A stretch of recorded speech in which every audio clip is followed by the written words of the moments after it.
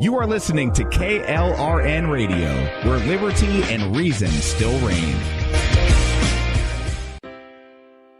Most writers and radio show hosts know that to connect with your fans, you need to do more than just write books or record the latest podcasts. There are many different elements that go into forming an online platform, but there are also many hidden traps. To make matters worse, solid advice on how to survive the muddy waters is scarce. In the book Hidden Traps, I talk about some of the important issues of working with an online platform, highlighting traps that could put your physical or internet security at risk or be harmful to your reputation. Are your social media posts just links with a few disjointed words, making you look like someone who can't complete a sentence? Did your new website cost you more than you anticipated? Are you leaking your personal contact details across the web without even knowing it? Then you need Hidden Traps. Hidden Traps is now available in paperback and ebook from a variety of retailers, including Amazon, Barnes & Noble, and Kobo. Visit blackwolfpublications.com for more details. If you're 85 or younger, would you like peace of mind and comfort for your family? We're Final Expense Direct with an urgent message for you. The average funeral today costs over $8,000, but the most you'll get from government benefits is $255. How will your family pay the difference? We can help. Our senior plans start as low as just $1 a day and pay up to $30,000 for a funeral and other final expenses. Peace of mind is easy. There's no medical exam. You'll have lifetime coverage, and your plan can't be canceled as long as you pay your premiums. Call now for free information about our senior plans. Answer a few simple questions and receive approval right on the phone. Plus, call right now and we'll give you a discount prescription card for free. Call 800-553-8687. That's 800-553-8687. Again, 800-553-8687. KLRN Radio has advertising rates available. We have rates to fit almost any budget. Contact us at advertising@klrnradio.com.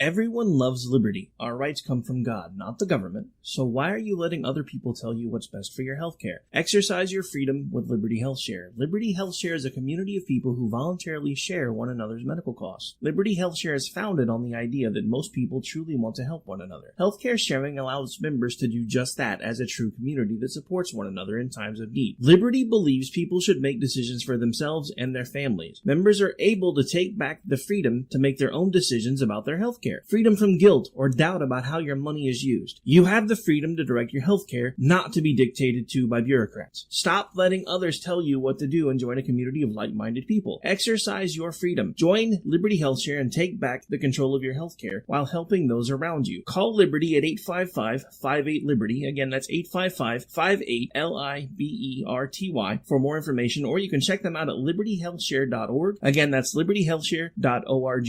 My son was in the Army back during Desert Storm, but even then he wanted an MBA. He looked at a dozen schools, but only one offered the online education and flexibility he needed while he was in a tent in Iraq. Grantham University. Turns out that Grantham's been delivering affordable, relevant college and advanced degrees for over 65 years. Heck, if they can deliver a quality education to a soldier in a tent overseas, think about the flexibility Grantham can offer you so you can earn your degree too. It doesn't matter how complicated or full your life is. If getting a degree is on your bucket list, you'll want to do what my son did. You'll want to call Grantham. Find out how easy it is to get started on your education so you can check that college degree off your bucket list. Call Grantham right now, 800-910-1370. That's 800-910-1370. Flexible, affordable, relevant. Call 800-910-1370. At St. Jude, our family never sees a bill at all. It's like the world has been lifted off of your shoulders. St. Jude Children's Research Hospital. Finding cures. Saving children. Learn more at stjude.org. Sometimes Sometimes riders feel lost, unsure why a passage may not be working. It takes another set of eyes to help us nurture our writing into full maturity. At Black Wolf Editorial Services, we strive to enable writers to develop and grow, offering manuscript critiques and line edits through a mentoring editorial style. We also offer assistance on generating a writer's bio for your websites. Black Wolf Editorial Services, nurturing your writing into maturity. For a full list of services, visit blackwolfeditorial.com. You're listening to the Spark Radio Network, internet radio like you've never heard before. Innovation, creativity, and imagination are all said to begin with a spark. So fasten your seatbelt and take the ride of your life and listen for the spark.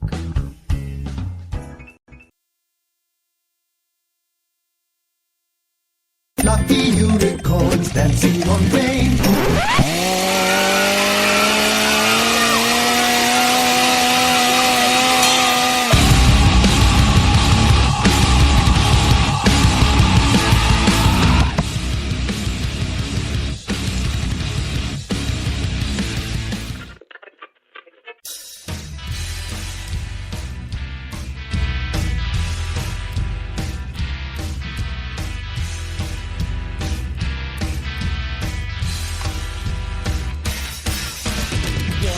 Welcome to FooBar, One Nation Under Foo, and I am your host, the lovely, the dynamic, the dramatic, the gorgeous, the stunning, the brilliant, the Foo, and the full of it. And thank you for being here live tonight. We are coming to you from FooBar Studios here on KLRNradio.com, where liberty and reason still reign. Yeah, you don't hear that often enough anymore, do we? Tell you what, guys. Got to talk about my son tonight a little bit. My 10-year-old son. You know, they started school last week, and the reason I want to talk about him a little bit is that, you know, he's always been somebody who is very protective of other people. He is like all justice oriented, and not like in the social justice warrior kind of way. He just really has a problem when people are treated badly or unfairly, and again, not as a social justice thing. He's actually run into another kid in his class who, as he said, is an asshole, because this kid seems to be targeting other kids during pickup. And my son has a real problem with this. And I keep telling him, you know, please don't get in a fight. Let it go. Try and get a teacher, because my kid is like a tank. He's a huge kid. For being 10, we actually went in and we saw like his ortho, and the ortho was like, you know, he's got the mouth of a 15-year-old. So my son is a horse. And if he hit this kid, he would hurt this kid. So I've been like, man, just let it go. Get a teacher if it's that bad. But today, my son finally had it. They were in parent pickup, and this other kid decided he was going to take another child's lunchbox and started using it as a soccer ball. Well, this really ticked my son off, but he kept his cool until the kid asked for his lunchbox back, at which point the other kid opened it and took out whatever this cool piece is and started rubbing it all over his face. So my son got kind of bent out of shape. He says, well, what the hell is your problem? Luckily, at that point, I had shown up and I was picking him up, but my son was just irate. And, you know, I get him in the car and he's like, Mom, someone's got to do something about this. Someone's got to say something about this. He can't keep treating people this way. And I'm like, oh my God, I'm in the back seat. I'm talking to myself. There it was. You know, I think as conservatives or conservatarians or libertarians or whatever the hell we are these days, I think part of our outrage really comes from the idea that we can't stand to see bad people get away with crap. And whether those bad people are Republicans or Democrats or, you know, the Satan like Hillary Clinton, we just can't stand it. You know, there's common sense and reason, and how can people not see this in their own actions, and how can they mistreat others in this way? And I hear my son in the back seat, and he's just like, someone's got to do something, Mom. Someone's got to say something. And I'm just like, oh my God, what have I done? It was a great thing. And honestly, he's always kind of been this way, even when he was in first grade and he was on the playground with his friend, and a third grader pushed his friend and he pushed the third grader back. And I got a phone call and they're like, yeah, your son had a fight. He was defending this other kid. And I'm like, rock on. He's always been this way. And I think I kind of understand why. It's because he's my child. Yeah. And it kind of leads me to my first talking point besides my child and I, and that is what's been going on this past week with Hillary Clinton's book and a gentleman who I honestly think meant well, Steve Marmol, doing the Amplify Women thing. If you're not on Twitter, you're smart, way to go. But if you are on Twitter, what this gentleman did, what Steve did, was he decided that too many people were trying to silence Hillary Clinton. Yeah, I know that's hysterical. We're trying to silence Hillary Clinton and her followers. Now, we all know that Hillary Clinton has no problem opening her big mouth and that nobody is silencing anybody. But in his heart, he really thought he was doing something good, that there was something that needed to be done, that women are mistreated in social media more than men. And so he thought this would make a difference in that amplifying women. Well, then women on the left were like, well, you really need to make sure that you're amplifying people of color more who are women, or LGBTQ more than straight women. And, they did what they always do on the left. They had to break out not just women. It has to be, okay, well, make sure you really pay attention to these women because they're more oppressed than these women. Oh, and make sure that you don't mistreat men who think they're women. It got really confusing on that side. Now, on the right, conservative women were like, God, this is stupid. I don't need you to have a day for me. I'm amplified every day. It's not like people don't hear me, So you see this weird dynamic kind of form. And really, I know Steve. I would call him a friend. He's one of the people on the left I think is a good egg. And I was chatting with him, and he was really surprised how pissed off people were about this. And, for me, it was like, well, duh, people are going to do this. This is Twitter. But I think talking to this guy, in his mind, it was all about PG and having a discussion. And I'm like, dude, that's not going to happen. And I think what really hurt his whole effort was the people on the left trying to break out what was going on within the demographic of women. They couldn't just leave it alone. Well, Filipino tilt-a-whirl women have it worse than white women. So make sure these Filipino tilt-a-whirl people get all your amplification. There was just no pleasing them.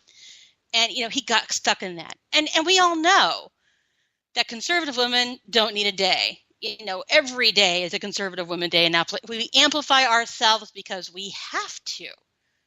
And I think that was an interesting thing as well. And I was able to kind of talk with him. And he did actually retweet some conservative women. Not as many as he should have. But, and there were all these jokes about, like, I even said I was going to amplify bunnies. John said he was going to amplify Johns. It was a good laugh. And I think when you see all the tension on the right, that was a good thing. Because there is a lot of tension on the right, you guys. I don't know if you saw it. But over the weekend, tragically, Eric Bolling lost his 19-year-old son. And at the time, speculation was high that he had taken his own life. And unfortunately, there were a few too many people in social media who were willing to politicize this death. And then there were actually people blaming people on the right for this death. And it was really an awful, awful thing. I've known all along that we're very fractured. I've known that there is a division that may never quite heal. But seeing someone flat out blame another person and a movement within the right for a young man taking his life was like peak awful. And it was interesting because there were a lot of people, even people that I don't always get along with anymore, who were like, dude, this was wrong. Don't do that. But then there were people who were defending what this guy had said and who were mad at those of us who were like, dude, what's wrong with you? You dropped on your head. We don't even know what's happened. How are you helping Eric Bolling's family by doing this now? Even Eric Bolling came on and he said, please pray for my family. We don't know what's happened. There's no sign of self-harm. Please give us some time to mourn. And these jackasses are out there trying to make a statement about never Trump and people who have had issues and concerns with Trump. And it's like, hey, we're already divided. Do you think this really helps? And does this help the Bolling family? it was one of those moments where you see, and I see a lot of dumb crap on Twitter, and it's not something I'm proud of, but when it's something you do as part of your living, you read a lot of stupid crap, and you realize I'm getting paid to read this crap, which is even funnier. But, I see a lot of dumb stuff, and I see a lot of horrible things. People say horrible things when they're anonymous, but this person wasn't anonymous, and he did it in front of thousands of people, and I literally stopped for a moment, and you go, LOL, or oh, I actually had a moment where I stopped because I was that shocked that anybody would tweet something like that within hours of hearing of someone's death. And it reminded me so much of how much work we have to do, and if there's even work we can do to fix where we are. I keep thinking that we have an opportunity to work together again and to find a way to find common ground, that we all believe in certain things. And I've always kind of felt that way about the left, is that we have things in common, that we all want our families to be happy and healthy. We want to be safe. We all have these same goals. And I'd like to think that even on the right, even if we don't agree with Donald Trump or the people who support Trump, that we have common ground. But when you see something like that, guys, it really makes you stop and wonder if it's possible to fix things, or if you even really want to. Because I don't know about you, but I don't want to be a part of anything that would go out and use a young man's death in that manner. I've never been angry enough or that vindictive enough to go after somebody in that regard, ever, that I would use a young man who's dead. So, I think between that and the Amplify Women thing, there's a lot of different issues going on, not just in my head, which I guess is always there, but on the right and on the left. And I keep thinking that we're all going to fight. You know what? Things have gotten peak crazy and we're done. Now let's get back to reality. And every time I think that, we end up right back with me going, oh my God, did you guys see this? Is totally insane. It is insane. And I guess that's where we are right now. I'm going to take a short break. When I get back, I have this week's top 10 douchebags, so stay put.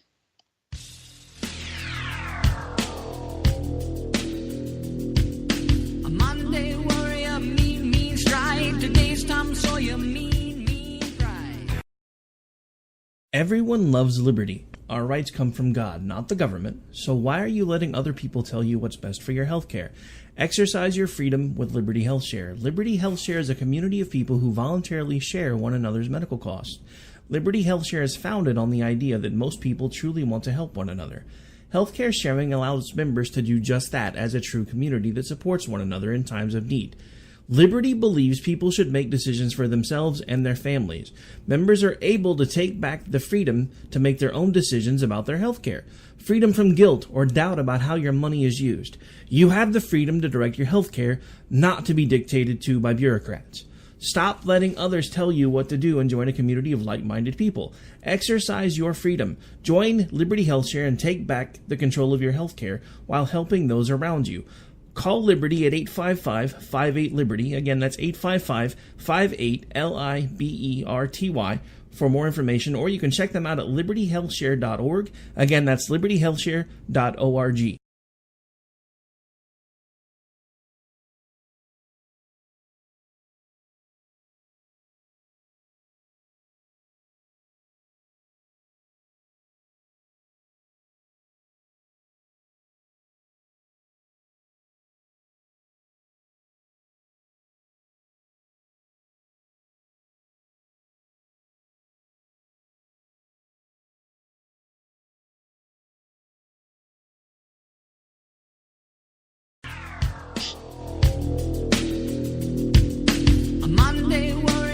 Okay, producer oops, folks. Sorry about the dead air. We were talking and I wasn't watching the clock. Man, it's always the most professional show here on FUBAR, and thank you for staying put through the break. We were gossiping during the break. You caught us. It happens, and we're having a great talk. So sorry, but we're back. Thanks for staying put. Up next, I have this week's top 10 douchebags. Now, if you listen to the show, you're very familiar with the top 10 douchebags, but if not, this is how it works. Every week, we go on to social media and we ask our friends, family, and foes who they'd like to nominate for the douchebag of the week. Basically, who's been a real schmuck in social media that you'd like to see mocked and ridiculed on the show. And then we take our nominations. This week I had over 30. Thank you very much. And we go through those and we pick our top 10, because then not only are you making less work for me, but you're part of the show, which I think is really cool. So that is what this is. And this is this week's top 10 douchebags. At number 10 is Mike Huckabee. Oh, Mike Huckabee thinks he has a sense of humor. Mike doesn't. I don't know if you saw what happened with the Ted Cruz Twitter account, but somebody decided to like a pornographic tweet overnight, and I can't believe people are watching others' likes it this way. I never even think about it. But someone noticed it and made a big deal about it, actually reported it. It became kind of this blow up. And, Ted Cruz is Ted Cruz. He made a joke about it and kind of moved on, whatever. But Mike Huckabee tries to make a joke about Ted Cruz in this regard. Mike Huckabee is not funny. Mike Huckabee should not make jokes because it's just painful. So Mike Huckabee at number 10, you're a douchebag. At number 9 is Michael Ian Black. If you don't know who Michael Ian Black, you're like 90% of the rest of the country. But Michael is a comedian, and he has done some movies, and he's done like, what was it? That was the 90s show or whatever on VH1, or I Love the 90s. He did that. He's basically an angry progressive who thinks he somewhat knows more about politics because he's an angry progressive, so he always has something stupid to say on Twitter. And, as Hurricane Irma was coming in, he decided he was going to talk about Republicans and blame Republicans because they don't believe in science. Now, we're talking about the left, who believes that magical vagina powder makes a fetus into a baby. That's their science. Apparently, we don't believe in science because we doubt the opinion of 97% of scientists who are receiving government funding to study climate change and pretend it exists. Didn't go well for Michael. Everybody blew up, and a lot of people were pointing out the notion that the left doesn't understand science because life begins at conception and there's DNA and blah, blah, blah. And, it was really interesting. And what was really funny was Katie Hopkins. I don't know if you know who Katie is, but Katie really slammed him hard and said, yeah, well, we're not the party that's saying that Trump is causing hurricanes. Well, Michael got all bent out of shape, and Michael's like, well, I didn't say that, rah, rah, rah. And then, she showed him a bunch of tweets where people were saying, Trump is controlling this magical weather machine and that he's trying to kill minorities. And, just if you're not a scientist, shut up.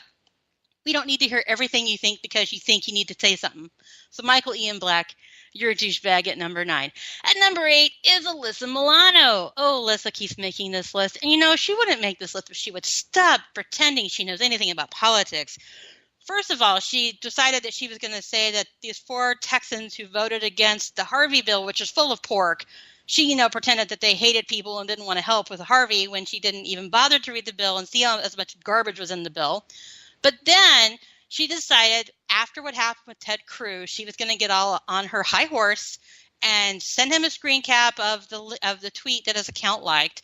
And she's like, we totally can see your likes. And oh, my God, I just threw up. And I'm not even making that up. She basically said that. And that's how I read it in my head. So a lot of us went after her. And she had actually liked some tweet from Michael Ian Black where it was about a gender who someone could go F themselves. I mean, it was really some ugly stuff. So, it became this big argument, and she ended up getting actually one of my good friends locked because, she can't stand to have opposing views in her timeline, I guess. Even though she keeps saying how she's nonpartisan and blah, blah, blah, we know different, and she's a douchebag at number 8. At number 7 is Alex Jones. Yeah, I know. Alex Jones is nuts. And really, if you're insane, maybe you shouldn't qualify on that basis alone. But Alex Jones, this week, he told people that the White House is drugging Trump and his Diet Coke. Yeah, I don't get it. I don't know if he's sitting around. He claimed in his trial for his kid that it's all an act and that he's just trying to be entertaining. So I really hope he doesn't believe that they're drugging Trump. He even went into some bizarre rant about how they did the same thing with Reagan and, that Trump is slurring his words after 6. And I'm like, dude, he's in the 70s. Maybe he's just old.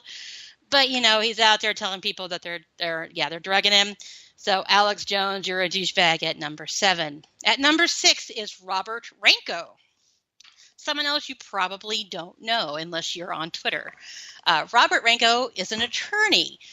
And Robert had an issue with Betsy DeVos and her Title IX work and re-examining all of the overreach the Obama administration put on colleges that was basically proving someone guilty until they were found innocent. And she had a real problem with that, so Betsy really wants to bring due process back.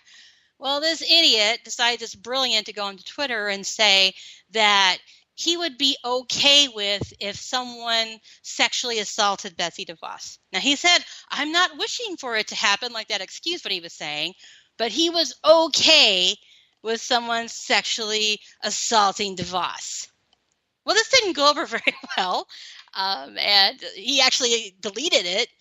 And then he actually, came out, well, my words were harsh and I didn't mean it that way, blah, blah, blah. He tried to pull the whole progressive, holier than thou, you made me act this way. And then he deleted his account, and then we found out that he had basically been deleted from his job. Now, I am of the mind that if you say something stupid on Twitter, should you lose your job? I don't know. And of course, it is this law firm's business who they do and don't hire, who they do and don't fire. So I get it. But, don't say dumb crap like that. Don't wish assault on a federal employee. Don't be stupid. And don't be a douchebag at number 6. At number 5, I don't know this man's name. They just sent me a video of him, but he is a super douchebag. This guy in Florida. I don't know whether you understand this or not, but after Irma, gas is a real problem where they are. And there's a huge line of cars to get gas. Well, this guy decides he's going to cut in front of all these people who've been waiting in line to get gas. Well, as you can imagine, the people in line were not exactly thrilled with this gentleman for cutting in line to get gas. So they got kind of vocal. Well, the guy gets all mad that they got vocal, and he hops out of his car, and he just starts swearing at everybody in this long line. You hear this woman keep saying, breathe, let it go, breathe. And one other guy gets out of his car. He's like, you want some? And he just starts dropping F-bombs all over the place. Then he sees the guy he's recording him, so he comes at him, starts flipping him off. And, I get it. You're stressed out. It's been a horrible situation. His house could be destroyed. Who knows what's going on in his life? But that's going on with all those people who are waiting in line. And when you cut in front of them, you're just adding to their crap. And they're going to be mad about it. So maybe don't do that. And maybe don't be a douchebag after a hurricane has hit where you live. At number 5, guy in Florida, you're a douchebag. At number 4 is Colin Kaepernick. Poor Colin. I actually don't feel sorry for him at all. He really created his reality in his warped politics and his ideas and his baby behavior. He had a job. It just wasn't good enough. Then he played the whole race card. Well, they didn't hire me because of my race. And then he played the, I'm a better backup. I shouldn't be a backup. I'm too good for that. And then he made it all about the NFL and the plantation. And it just got bigger and dumber. So nobody is surprised that Kaepernick, I always call him Kaepernick because of capers. Anyway, Kaepernick doesn't have a gig, and he's saying dumb crap. Now, he decided he was going to come out and support my number 3 douchebag, who we'll get to in a moment, who said some horrible things about the president being a white supremacist on Twitter. But he came out and he's like, we support you. We support you in saying horrible things about the president and accusing him of white supremacy. Yeah, awesome. Well, this didn't go well for Colin. A lot of people were like, hey, how's that job going? Oops, never mind. And, oh, you do have a lot of free time on your hands. He really created another crappy environment because he's a douchebag at number 4. At number 3, the gal we're talking about is Jemele Hill. She's an ESPN anchor who took it upon herself to go on Twitter and say some really dumb things about Donald Trump.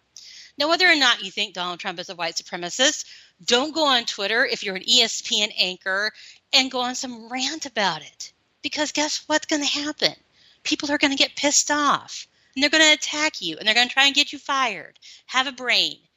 Talk to people who agree with you if you're an anchor. If you're a public person, don't say stupid things. This is not difficult. But Jemele thought, I don't know what she thought. She decided this was a bright idea because Kid Rock decided that he was going to claim that the media was painting him out as a racist. Well, then she jumped in there and said, Donald Trump surrounds himself with white supremacists. Kid Rock is a white supremacist. The president is racist. If he wasn't white, he wouldn't have got elected. All kinds of horrible nonsense. And whether or not any of it's true, she should never have said it. And all ESPN did was apologize for her behavior, and that made everybody even angrier. Linda, and I can't remember Linda's last name, had been suspended because she said ESPN spends too much time on politics. But this Jamel person can call the president a white supremacist and nothing. So she's a douchebag at number 3. At number 2 is Ed Murray, the mayor of Seattle, who has resigned after multiple child sex abuse allegations. Now, I'm not supposed to point out he's a Democrat because apparently that shouldn't matter, but I'm an evil conservative, so it does matter. And any person who's been charged as many times as he had, I think this last one was like a cousin or a second cousin, anything. He decided to resign. He really should be taken out and beaten if this is what's actually happened, if Ed Murray really has harmed these children. For shame, and even bigger than a douchebag, but I can only put him at number 2 because at number 1 is Hillary Clinton. Now, Hillary Clinton, we talked about earlier a little bit, but Hillary, her book is such garbage, and she basically wrote a book where she could spend time blaming everybody for what happened with her election but herself. And there's actually a paragraph about a woman who dragged her adult daughter up to see Hillary and make her apologize because she didn't vote. And what Hillary writes, now, if this is me and I've run and I haven't won, and some crazy woman brings her adult daughter up to me to make her apologize to me for not voting in the election, I'm not going to be angry at the young lady. I'm going to be like, bitch, you're crazy. Take your daughter, get out of here. But what Hillary wrote in her book was how she was angry at this young lady for not voting. And she got nasty internally about, now you come to me and you want me to make you feel better because you didn't vote, and this is your fault, and this is your biggest civic duty, and blah, blah, blah. Gets totally sanctimonious about writing about this woman who's been dragged up to the queen to apologize. As much as I don't like Donald Trump, my God, I'm glad she's not the president, you guys, because she is batshit crazy, and I'm sorry I had to drop the SHIT. She earned it at number 1. Honorable mentions before we go to break. Varek Bunny, a.k.a. Grey Wolf 76, for changing his name just to get RTs on Amplify Bunnies today. And the other honorable mention is people who tie their dogs to trees before Hurricane Irma hit because they are douchebags. I will be right back after the break. My special guest is Caleb Howe, so stay put.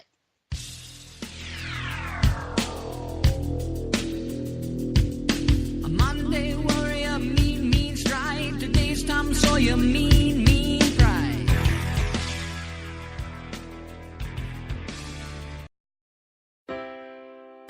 Most writers and radio show hosts know that to connect with your fans, you need to do more than just write books or record the latest podcasts. There are many different elements that go into forming an online platform, but there are also many hidden traps. To make matters worse, solid advice on how to survive the muddy waters is scarce. In the book Hidden Traps, I talk about some of the important issues of working with an online platform, highlighting traps that could put your physical or internet security at risk or be harmful to your reputation. Are your social media posts just links with a few disjointed words, making you look like someone who can't complete a sentence? Did your new website cost you more than you anticipated? Are you leaking your personal contact details across the web without even knowing it? Then you need Hidden Traps. Hidden Traps is now available in paperback and ebook from a variety of retailers, including Amazon, Barnes & Noble, and Kobo. Visit blackwolfpublications.com for more details. If you're 85 or younger, would you like peace of mind and comfort for your family? We're Final Expense Direct with an urgent message for you. The average funeral today costs over $8,000, but the most you'll get from government benefits is $255. How will your family pay the difference? We can help. Our senior plans start as low as just $1 a day and pay up to $30,000 for a funeral and other final expenses. Peace of mind is easy. There's no medical exam. You'll have lifetime coverage, and your plan can't be canceled as long as you pay your premiums. Call now for free information about our senior plans. Answer a few simple questions and receive approval right on the phone. Plus, call right now and we'll give you a discount prescription card for free. Call 800-553-8687. That's 800-553-8687. Again, 800-553-8687. KLRN Radio has advertising rates available. We have rates to fit almost any budget. Contact us at advertising@klrnradio.com.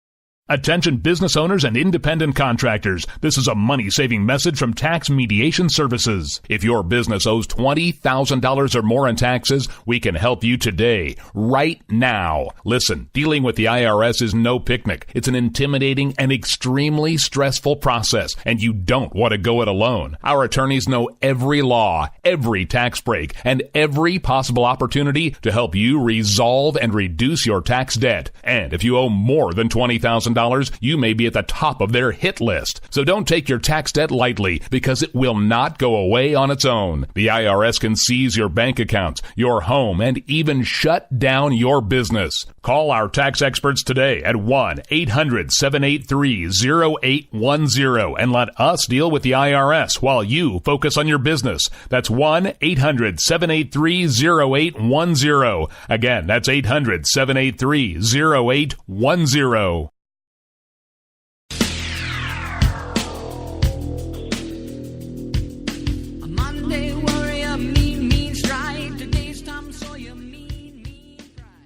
And we're back from break. Believe it or not, you're on with Foo on the Foo Bar.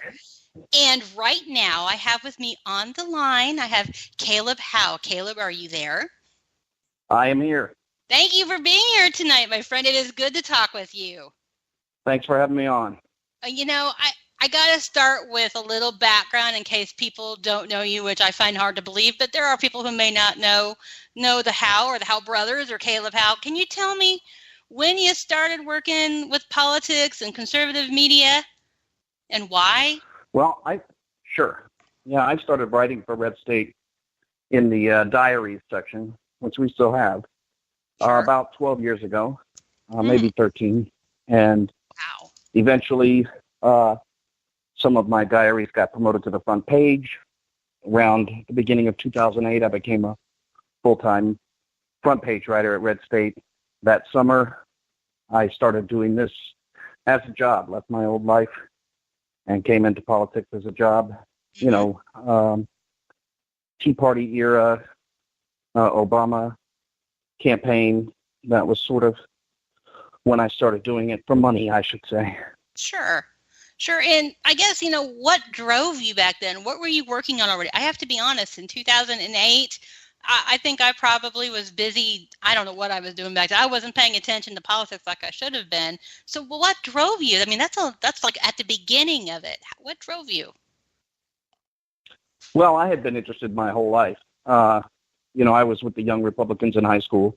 Nice. Kind of switched that allegiance a little bit in my roaring 20s. I was in the Marine Corps. Sure. And I was always reading about it online. I was very interested in blogging in general, so I wrote about other topics. I used to write for a men's interest website that no longer exists, called Asylum, comedy articles and things like that. Cool. Writing was always my first interest. Politics was just what was the most interesting thing. I had no idea about that with your background. And I knew you had served, but I didn't know you were a Marine. That's really, really cool. Now, so you started basically just blogging in different areas and then found your way with Red State. Now, with Red State, you're the head honcho now, right? Yes, the editor-in-chief. You're the boss. How do you like it? I am. mean, what do you think about... It's tough. It's a lot different from being a writer, I'll tell you that. But, you know, it's hard to find your way as a website in the new era, of course.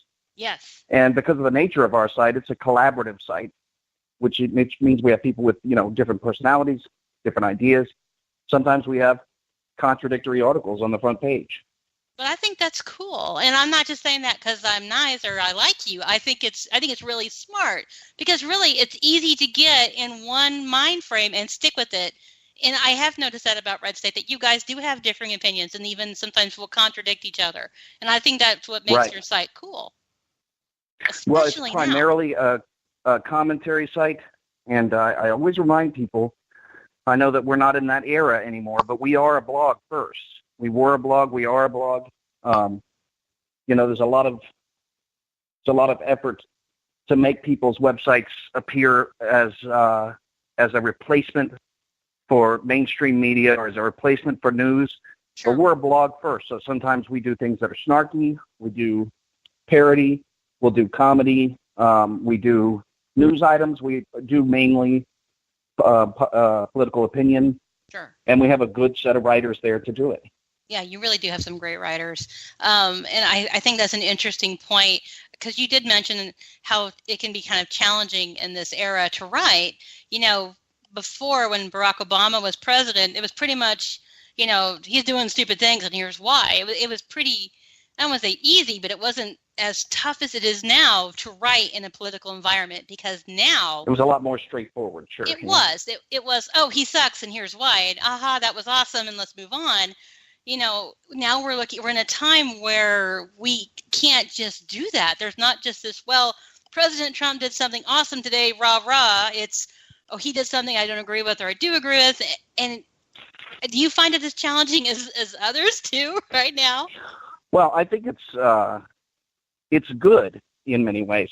This is the way it ought to be. We ought to have people out there who are writing commentary based primarily on what they believe is the way things ought to work, and not based on whether or not they think that they're on the same team as somebody. That's how it ought to have been all along. I mean, that was the purpose of blogs originally. That's the purpose of political commentary, is to say, I think the world works better blank way, and here are people who think the same way. Here's a politician who votes the same way. This is who I support. And, of course, there are strategic arguments to be had, such as, yes, you have a particular worldview, but in order to achieve it, you have to have a majority, and so you got to support Republicans. And there's all those arguments to be had. But if you're a commentary website, I think your primary job is to say truthfully what you think, and I think we do that. I think it's really a brave thing anymore, especially if you are on the more conservative or Republican or right or whatever you want to call it side, to be honest. And I think that you are probably one of the most honest voices that I see in social media. And I know you take a lot of flack for it. And, I think it is challenging. Yeah, you do take a lot of heat. You do. And I think that as someone who has kind of also experienced a slight amount of what you have, just want to give you my gratitude and respect, because I know it's not easy. And I promise I'm not just being nice because I'm not nice, but I think you need to understand that what you guys are doing and what you're doing by standing up and saying things that may not be all that popular, you're giving a voice to those people who are really struggling right now. So I think you should be, I think there's gratitude for that. So just take that. Well, I'm not trying to be overly nice. It is important that there be that representation for people. I mean, obviously we have a pretty good audience. We do well in traffic, and so that means that there's people out there who feel the same way. Otherwise, we wouldn't have that audience. And I think there's something that gets lost, that there are things that you do still talk about that the majority is going to agree with. Like you sent me, you're so organized. I was like, hey, let's hang out and talk about this and shoot the crap and hang out. And you're like, here's some ideas of things I'd like to talk about. And I thought that was really cool. But, you sent me a link and it was great because it was Red State Stories, so I could go read them really quick. So I had an idea of what we were going to talk about. And like you sent me one on Superman and DACA. And it was about an issue of Superman, and I thought I hadn't seen that. So tell me a little bit about this one. Well, it's such a representative story, because one of the things I think that a lot of Trump voters have in common with your more traditional conservatives is this, let's call it an annoyance, with the fact that popular media, we're not talking about popular political media, but popular media in general, movies, television, entertainment, comic books, they're obviously have a leftist bent. Anybody that says otherwise is just dishonest. Obviously, they lean liberal, and they frequently give in to the pressure of liberal groups to conform because they don't want the controversy. And so in this particular case, it's a Superman comic where the premise is basically, evil, gun-toting, white, Republican conservative, hates illegal immigrants so much that he tries to murder them, and Superman has to intervene and teach him a lesson about how, we love immigrants and stop this, and it's interesting. We have go ahead. Because if you think about it, the most recent shooting was from a Bernie Sanders supporter who was trying to kill Republicans for taking his health care. Of course, and isn't it amazing how that story doesn't get talked about every single day? No. Well, of course, it's that Donald Trump drove him crazy, and the right is so hateful they scared him. It's always someone else's fault. Yeah, so that's really interesting that there's this evil conservative going to shoot all these illegal immigrants, and Superman had to save them. There's your leftist bent right there in there. Well, one of the things that liberals who have the so-called strange new respect that they offer to people who are on the right and critics of Trump, what they never seem to understand is that we all see that same bias every day that we always have complained about. Yes. Just because that exists, or just because we are critics of someone who is not conservative in the Republican Party and a change in the Republican Party that we're not fans of, doesn't mean that that suddenly all is forgiven. We know what you're doing over there. We know what the left is doing. Yeah, we haven't turned into liberals because we have issues with Donald Trump, and that's one of the funniest things with me is I can tend to be somewhat critical of the president. I'll have all these liberals will follow me, and then I'll be like, abortion's wrong, we should stop it, and they're all like, oh my God, you're an evil conservative. It's like, well, what did you expect? That's right. I have been largely left out of the strange new respect crowd. I didn't get any massive influx of liberal followers. Because first of all, I'm a little, I guess, I don't know, rude, you would say. Rude sometimes. No. But also, one of my posts when I was one of my blog posts at Red State, when I was turning against Trump was that I'm still against Hillary. Never Hillary was the title of my post. Yeah. And they hate that. Oh yeah, they do. But what's interesting? So I don't have fans on that side. But I'm not exactly rainbows and butterflies, Caleb. I mean, let's not be, I'm not nice. You are. I am you are not. Rainbows and butterflies. I am such an asshole. It's okay. Be honest. I know I am. Oh, but they're butterflies with guns. They're butterflies with chainsaws. Right. But they ran the most unpopular, nasty woman in the history of unpopular, nasty women. Today she's telling people. This week. She's disgusting. Today she's like, people just hate me because I'm super successful. I'm like, no, they hate you because you're a raging bitch. They don't get it. And so they get mad at us. Some of them are starting to get it. Some of them get it. Some of them are like, wow, she is just awful. There's a couple of them. You're right. I should be fair. There's like a handful of them who get that she's the devil. But it's like, well, how could you support Trump? Like, I didn't like either of them. I knew we were screwed in 2015. I mean, what do you want from me? It's amazing how they are both the most unpleasant sort of personality that you can think. It's like there's three of the worst kinds of personalities you can have, but we had two of them running for president. Are you kidding me? I mean, it was in the night of the election. I really thought she would beat him, because I really thought he was even more unpopular than her. So I was in shock, of course. But I knew we were in trouble either way when he won the primary. I knew we were screwed because of what was Johnson wasn't going to win. I mean, we knew that, although I did vote for Johnson because I couldn't bear to vote for either of them. But and my 11-year-old daughter. For Jill Stein. Did you really? Come on, Jill. Come on, Jill. Jill was a hoot. Jill made Hillary look fake. MAGA would still work for her. Make America green again. Green again. She could wear green hats. That would be so rad. Yeah. No, my 11-year-old daughter said, Mom, I think Johnson seems like the nicest one. So that was it. Like, I hate all of them. He was the nicest. He was. He was stoned out of his gourd, but he was nice. Nice, yeah. Nice. Nice was not bad.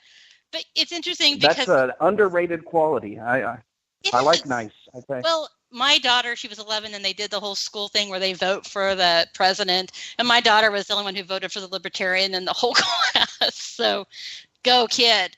But, it kind of leads to one of your other things you sent me, and that was Bernie Sanders and single payer.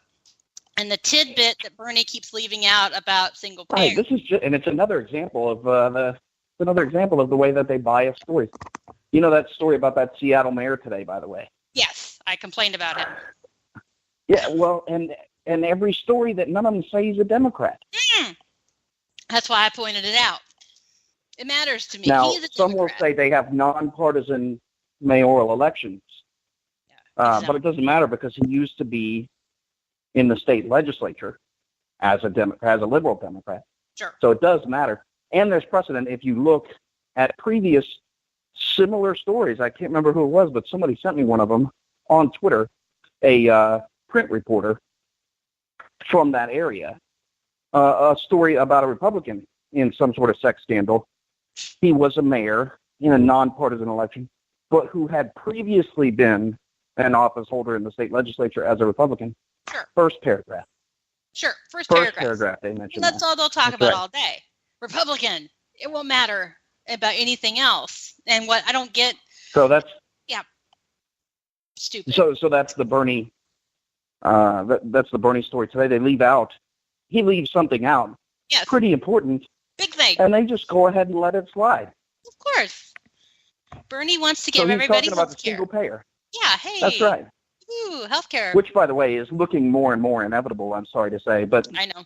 So he's got his single payer bill, and it's more popular than ever, as predicted by all of us when they voted for Obamacare. Yes. So it's more popular than ever, and nobody's talking about the fact that his plan is a massive tax hike, which ridiculous, is probably pretty unpopular. Yeah, but no one's talking about it.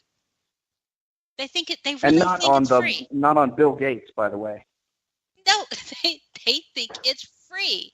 I don't understand how you can explain it. I mean, like if you tell someone, if the government gives you something, they've taken it from someone else. Even that doesn't get through their heads. Who do they think is going to pay for it? Let me tell you a little something about single payer. I am in the VA. Oh, I have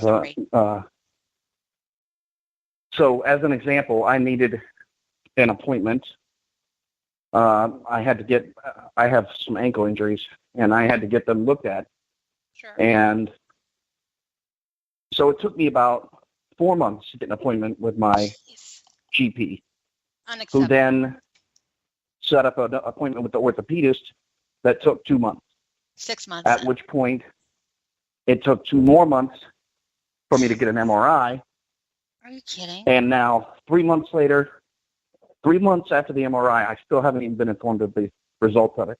So this is 11 months now that you've been doing Government healthcare. Yeah, I know. I in my previous life, I was a disability advocate, and I was always having to help people with their Medicaid and their SSI and their SSDI, and people don't understand the level of crap care that the government will provide because they can. And the government sees you as a number. They don't see you as Caleb. They see you as number 57.28 of the VA. They don't see you as human and even being. though there's individual people, yeah, everyone that you interact with at the VA, they care. They're good people.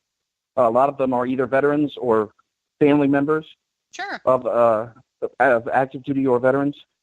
They care. But the system itself, it's a machine that has its own life, and that life runs slowly. It's bloated. The paperwork is redundant. There's so many problems with it. But that's what happens with government because you're ruled by committee, essentially. Yeah. You're ruled by a machine who sees you as a number. I worked with a young lady who had no arms or legs, and they wanted to give her a traditional wheelchair.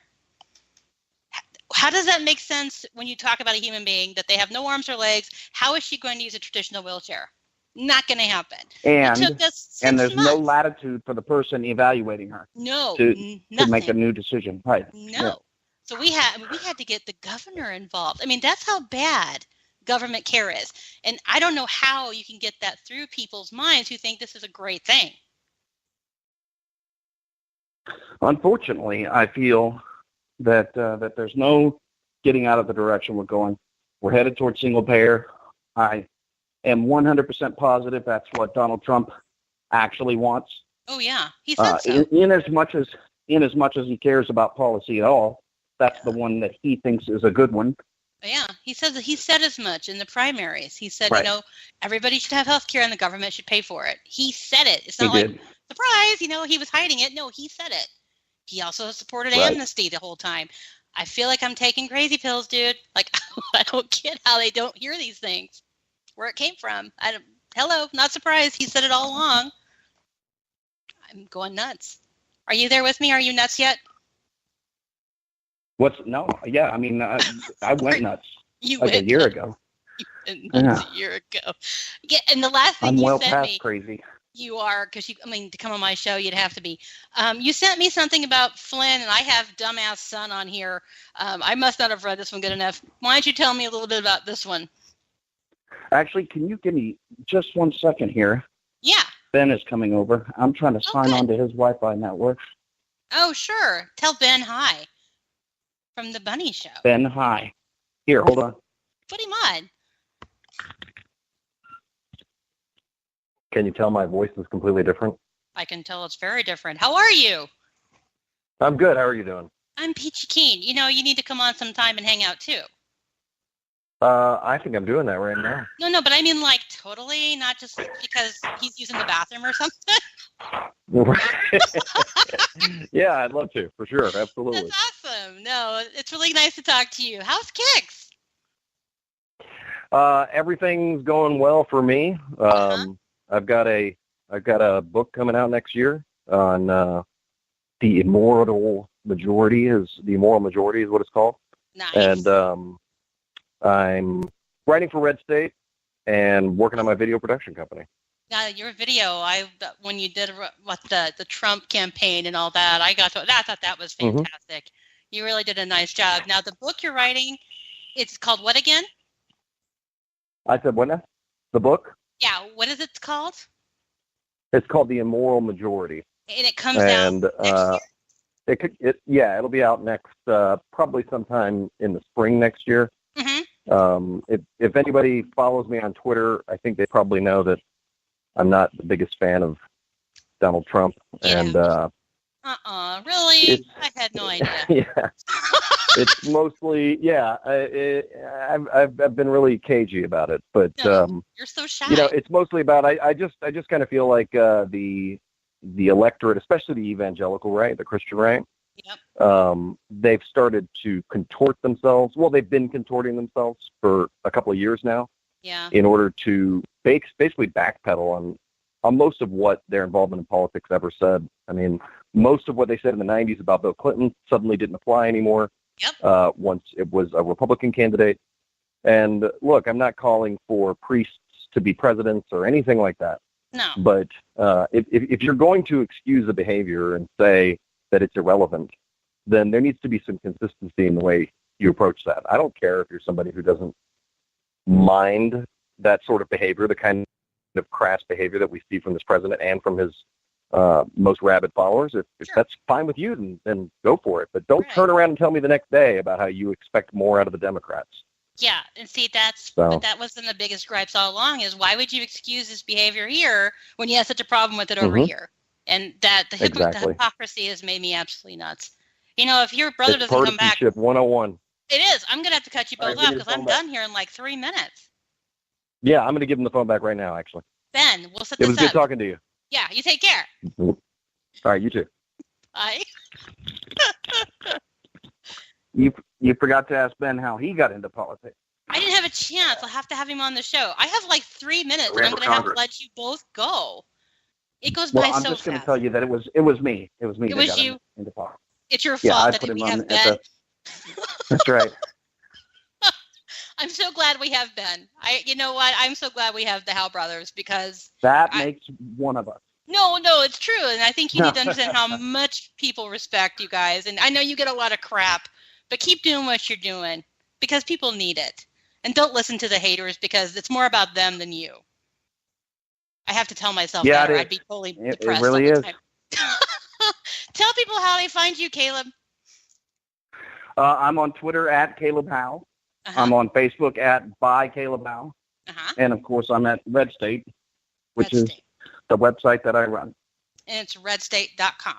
And I manage 15 crazy people. Yes, that's crazy people. I think that's par for the course in conservative media. My friend, it has been so good to talk with you. And your brother. Thank you for letting me on. Anytime, you're always welcome. And I guess I will just see you out and about. Stay out of trouble. I will not do that. I agree. You probably won't. I'll talk to you later. Thanks. Thanks, Caleb. You know what's so funny about having Caleb on is my son's name is actually Caleb. And so he kind of, knowing he was coming on, kind of inspired me to talk about my son earlier. Yeah. And how funny that Ben was there. The Howe brothers are great. You guys, even if you disagree with them, they are smart, respectful, and have really good ideas. Give them a chance. Even if you are very much a Trump supporter, they're not about personal. It's about ideas. And I think you should listen to them, at least give them a shot. And like you give me a shot every week, you're still here, and we all know I'm not a huge fan. Anyway, it's been a lot of fun. Oh, my gosh, it went by so fast, and I'm sure my producer's like, wrap it up, so I'm wrapping it up. Next week, I have the Road Beer on with me, and we have a fairly good announcement to make while he's on with us. Please stay put after I'm done, because we have an amazing lineup tonight. We have the Conservative Curmudgeon with my buddy Grouch, and we have Jesse's Voice, the Stafford Voice, and America Off the Rails with the one and only Rick Robinson, who's my producer. So stay put. Thank you for being here. I will talk to you guys next week.